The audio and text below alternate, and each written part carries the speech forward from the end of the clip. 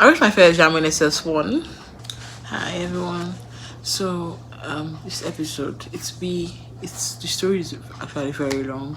The the title is 5 years, 4 jam examinations, 2 IELTS, 2 SATs, and I could not include the part where I went for military training for 1 month. That's Nigerian Defense Academy, because I want to get into it. So the first one would be while in secondary school. I had very good opportunity. I was kind of, how a child will be like, okay, after secondary school I'll get into the university, 4 years I get to finish, and then that is all. I was that kind of child. I was very ambitious and everything. I was like, I want to become a surgeon, a traumatic surgeon, because of my accident experience. I had accident at the age of 12, which made me had internal bleeding, and I had surgery on my stomach and everything. I was like, okay, that was a life-changing thing for me. Let me try to get into it. So I had my first jam in SS1, and I scored 180. I wish I can check for my I wish I can check. 'Cause I remember I used one of my cousin's phone. My cousin was staying with us at that time. I used his number. I could have shown you guys the jam results. So I used his phone. I got 180, and I was like, okay, since I can get 180 in SS1, that means SS3, that would be okay. And I remember SS1, I had to go. I and my cousin had to travel to Ogun State to write the examination, and it was a whole lot of drama, because that was actually my first time leaving Lagos State. And SS3, I had the funny part in SS3, I read jam and I had 182. And my father was like, is this your previous jam score? I was like, no, daddy, it's the it's the new one. I just want to thank God for my parents, actually, because throughout these 5 years they didn't have any doubts in me. They didn't create any environment to make me feel unwanted or unsafe or feel less of myself. Even my siblings, they never disrespected me. They never said anything regarding my education. They never ever made any statement that would make me feel less of myself. So after SS3, getting 182 in jam, then I was introduced to diploma. That's A-level JUPEB. That I would try it and I would get into 200 level. So I was like, okay, fine. It's not that it should not be any big of a deal. Like, I'll write, no problem. I got to do. I wrote the entrance exam. I passed. I was writing. I was meant to write the JUPEB in UNILAG, the University of Lagos. So I passed my entrance exam. So get into the main 9 months run around before writing the final exam in about August or so. So that was 2019. I can remember I graduated in the year 2019. So in 2019, I immediately got into UNILAG for diploma. Then I started writing. I started going to classes. I got distracted. I'm not even going to lie. I got distracted. I know I got distracted because I did not have any phone at that time. I didn't have any phone at that time. So I got distracted because that was my first time moving out of my surrounding. I did not live in, mind you, I didn't live in campus. I was going from home. And we'll finish from 8 a.m. would finish lectures around 6 p.m. So I'll still have to go from UNILAG to Bagada, pass that Bariga route. So 6 p.m. I am leaving UNILAG to come to Bagada. So that was not actually a big deal. Saturdays I would have practicals. We started having practicals till towards nearing the almost final JUPEB exams. And let me tell you, in my first semester exam, I got all Fs. My second, I got all Fs. My mock, all Fs. Yeah, the worst part was that I was reading, but I did not know that I had to read syllabus word for word. Like, I had to read the whole syllabus, like, step by step. I did not know. I was thinking I was just meant to read only what the lecturers were teaching. That was my first mistake. I did not know. I was thinking I just had to read what lecturers were teaching us. That was the reason I had to read and I would pass. And I started getting F. I was like, and I saw other people getting A's, B's, C's, D, even E. But my issue was that I was so shy to meet them for help, and that was where my problem started. I was so shy. Actually, I made good friends there. I met people like Celestine, CD, Ola. I met a lot of people that were very, very nice, very interesting. But I didn't have nah. Okay, scaling forwards to the final examination, I read from my biology. We had biology, chemistry, and physics, and the three subjects I had, they were practical courses, they were practical subjects. So I was meant to have practical. So that was my exam was slated for 6 good days. Yeah, 6 good days, 6 days. And I wrote the examination. And my results, I'm going to add my results below here, down below. I'm going for you to see. I got C in biology, E in chemistry, and E in physics. My chemistry was withheld first, so I only saw my chemistry, my biology, and my physics. Then after 2 weeks, my chemistry was, I got an E. So C, E, E, and that was that's C is 3, E is 1. That's 3 plus 1 plus 1. That's 5. Then extra, you're always getting 1 extra point. That is 6/16. That was very bad. I could not enter Unilag. So my mom was like, okay, probably I can go to a private school. Okay.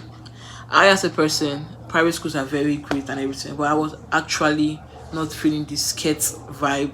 Wearing just skirts. I am used to trousers a lot. I'm very used to trousers. Wearing just skirts was not my kind of thing. So after fast forwarding to this thing, COVID came in 2020. COVID came 2020. We still had to write final exam still.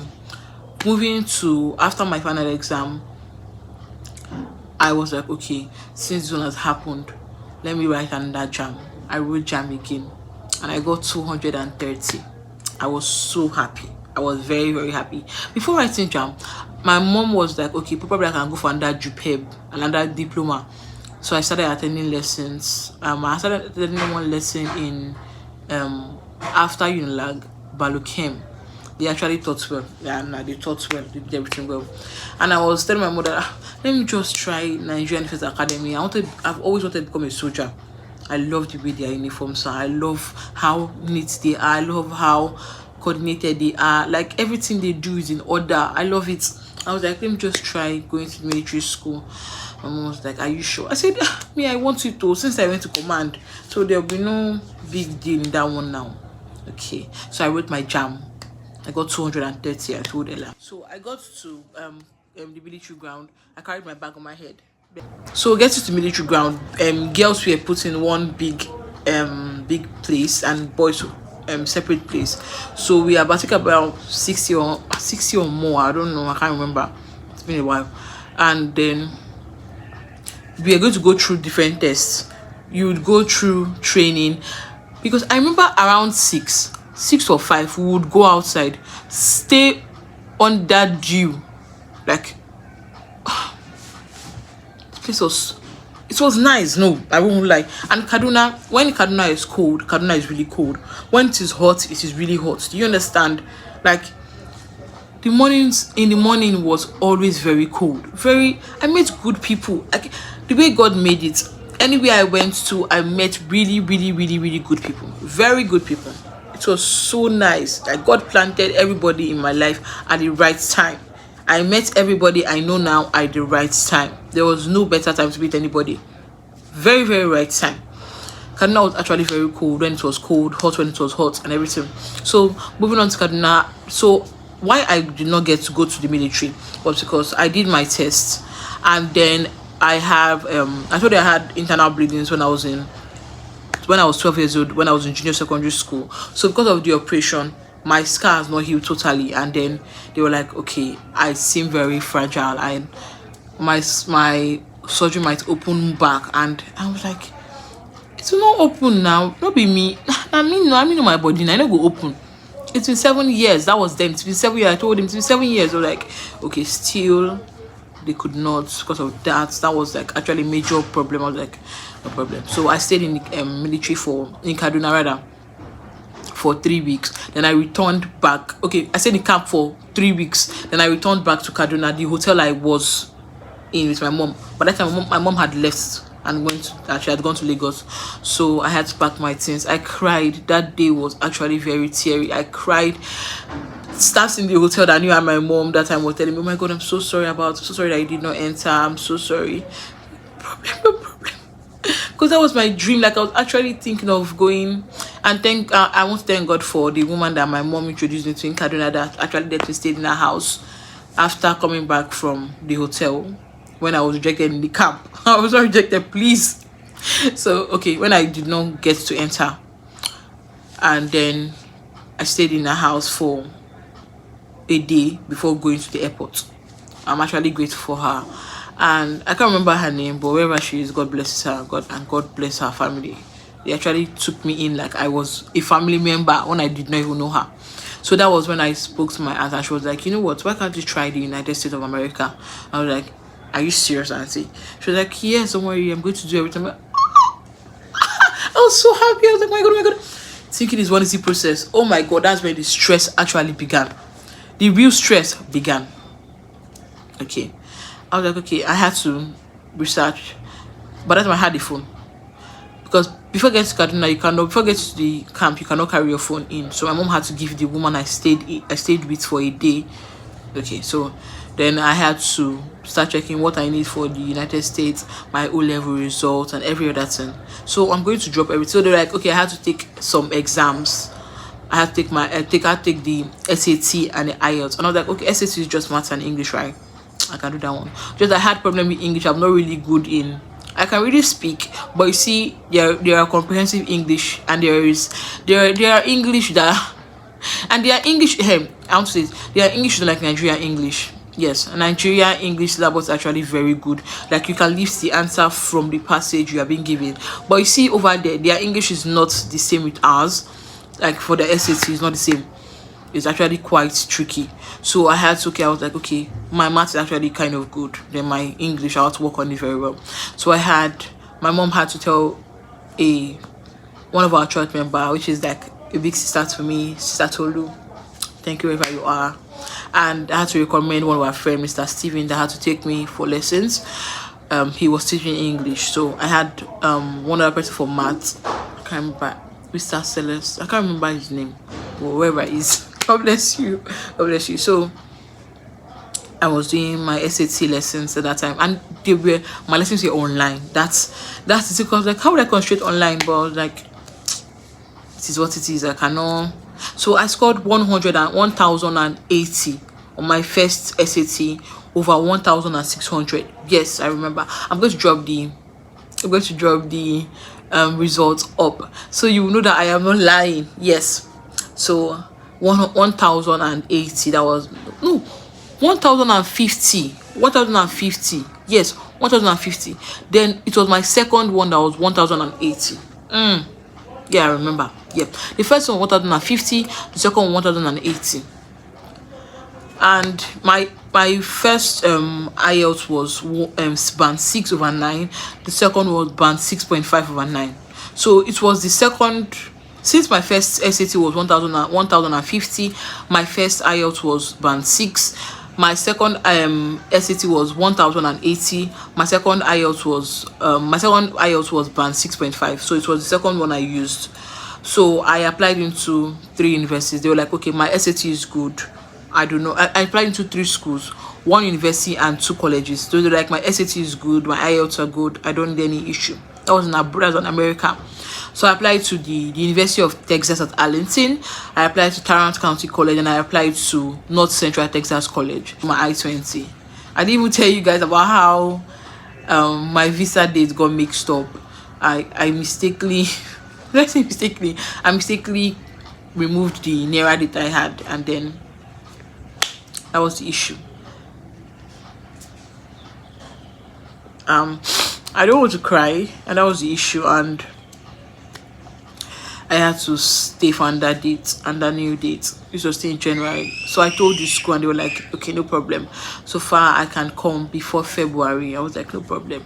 So I went for the visa interview. I actually wore suits. I'll show you the picture. I wore suits. I did my hair, I laid back my hair, I did everything. I wore blue suits, like beautiful suits my parents sell, and I went there. You know what it is that other people are getting, and once it's your turn, you do not get it. And I was asked, what do I do? I was like, okay, I work in a healthcare center. I do this, do that, do that, do that, which I do, right, which I actually do. And they're like, okay, why do you want to go? I was like, okay, I want to go for this, for this, for this. And I was not giving. I remember it sounded like a dream. I was like, are you sure? Because I know how much my parents had spent on this. I know how much time I have read and everything. And as I went back, as I went outside, my mom, like, she just started crying. And I was like, oh God, again. What's all this one now? I don't understand. What's all this? Like, so somehow, like, the next one was me trying Canada.